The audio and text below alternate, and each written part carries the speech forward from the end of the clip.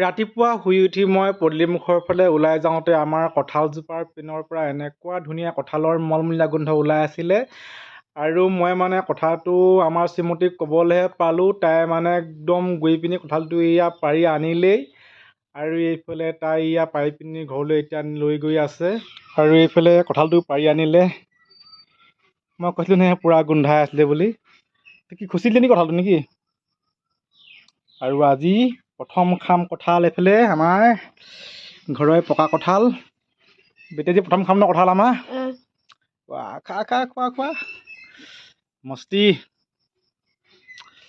একদম মানে আজি ঘৰৰ পকা কঁঠাল খাব লাগিব। ৱাও কি মস্তি।